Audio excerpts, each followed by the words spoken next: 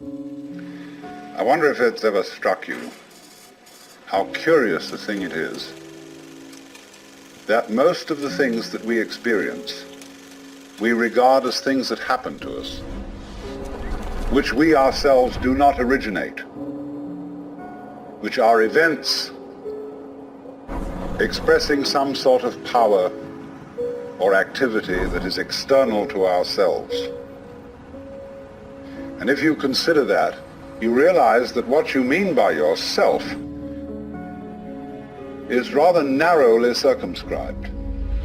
Even events that go on in our own bodies are put in the category of things that happen to us in the same way as things that go on in the world outside our skins. If there's a thunderstorm or an earthquake, well, it happens to you. You're not responsible for it. But so in the same way, when you have hiccups, you didn't plan on it. If you have belly rumbles, you had no intention of doing it. As to the catastrophic act of getting born, well, you had nothing to do with that. And you can spend all your life blaming your parents for putting you in the situation in which you find yourself.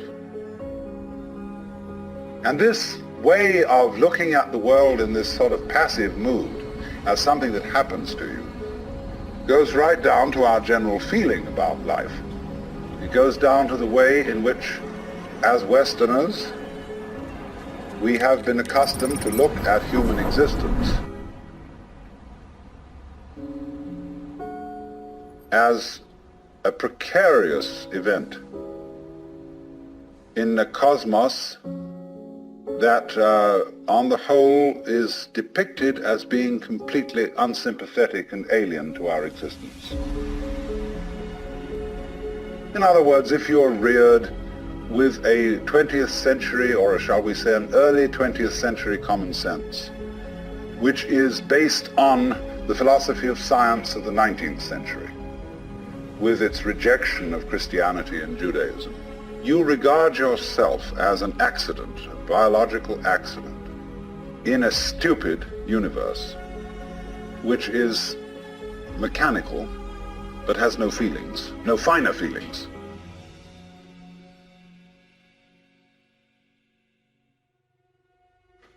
A vast, pointless gyration of radioactive rocks and gas in which you happen to occur. Of course, if you don't have that point of view and you are more traditional, you look upon yourself as a child of God, and therefore under authority. In other words, there's a big boss on top of all this who allowed you at his pleasure to deign to have the disgusting effrontery to exist. And you better watch your P's and Q's, because that Almighty is looking after you with the attitude of, this is going to hurt me more than it's going to hurt you. When you look at the world in that image, or in the other image that it's a stupid mechanism, either point of view you take, you don't really belong. You are not really part of all this. It is quite alien to Western thought to conceive that the external world, which is defined as something that happens to you, it is quite alien to our thought to consider all that as you yourself. Because you see, we have such a myopic view of what one's self is. It's as if, in other words, we selected how much experience is really to be regarded as me.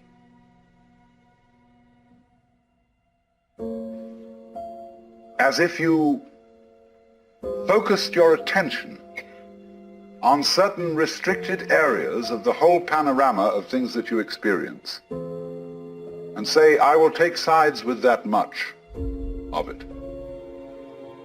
Now, we come here to an extremely important principle, which is the different points of view you get when you change your level of magnification. That is to say, you can look at something with a microscope and see it a certain way. You can look at it with the naked eye and see it in a certain way. You look at it with a telescope and you see it in another way.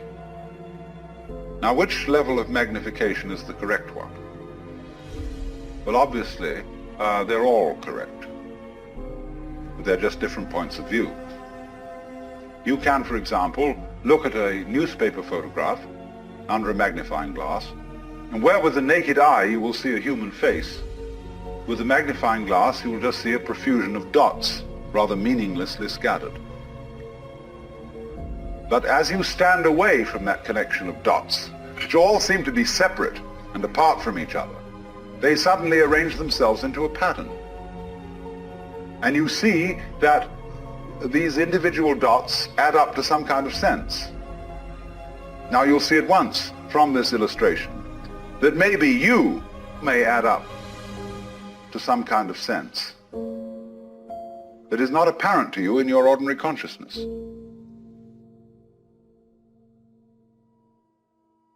When we examine our blood streams under a microscope, we see there's one hell of a fight going on. All sorts of microorganisms are chewing each other up. And if we got overly fascinated with our view of our own blood streams in the microscope, we should start taking sides, which would be fatal, because the health of our organism depends on the continuance of this battle. What is, in other words, conflict at one level of magnification is harmony at a higher level. Now, could it possibly be, therefore, that we, with all our problems, conflicts, neuroses, sicknesses, political outrages, wars, tortures, and everything that goes on in human life, are a state of conflict which can be seen in a larger perspective as a situation of harmony?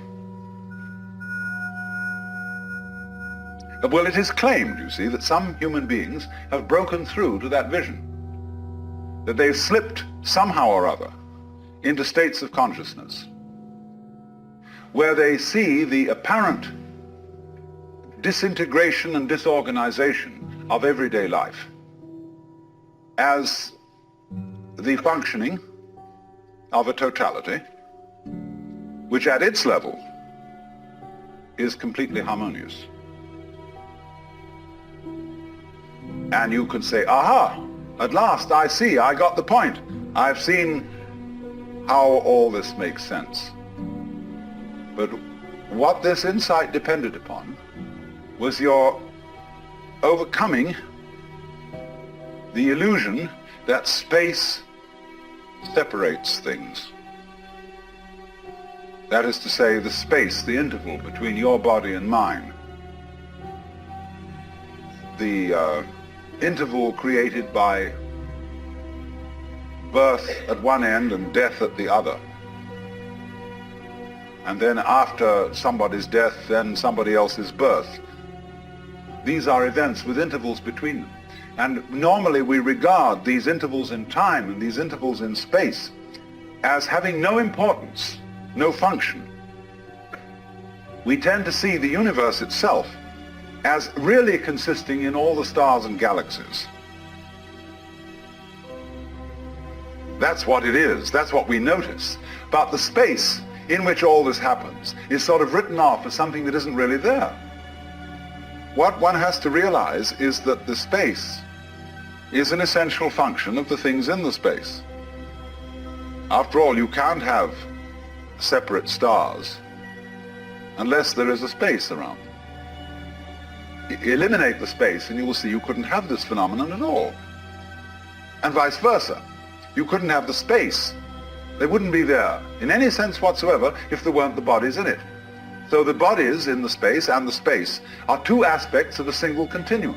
They're related together in exactly the same way as a back and a front. And you just don't get one without the other. So the moment you see that intervals, that space is connective, you can understand at once how you are not just to be exclusively defined as a flash of consciousness that occurs between two eternal darknesses. And that just what you have to realize is that life is a pattern of immense complexity, of the energy of the whole universe.